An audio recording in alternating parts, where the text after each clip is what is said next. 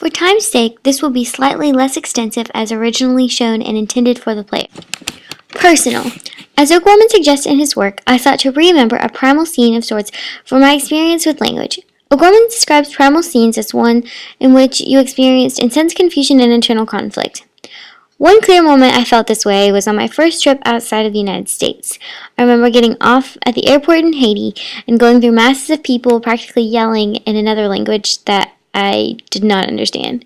Some were probably trying to be helpful, and I was told others may have wanted to take my bags, but there were so many people all speaking in this new language that I felt so overwhelmed.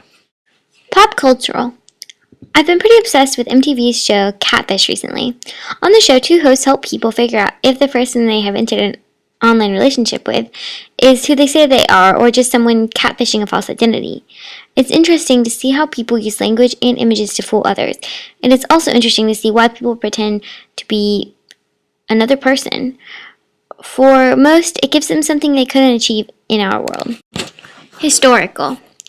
Catfish ties in so well with some of the ways that Chaucer has influenced me over the semester. His ability to take on an identity of others and in a way speak for them was very interesting. By catfishing, he created a sort of safe place to say what he wanted.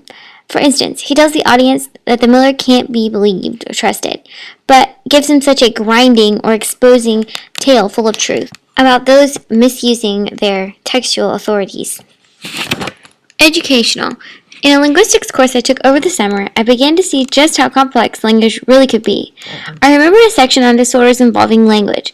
With aphasia, many cannot speak or write sentences and end up essentially babbling. With auditory processing disorder, people have trouble making sense of what others are saying. After Chaucer's chaotic presentation of language in House of Fame and his comparison of language to broken air, in a way, I think we all might suffer from some form of these.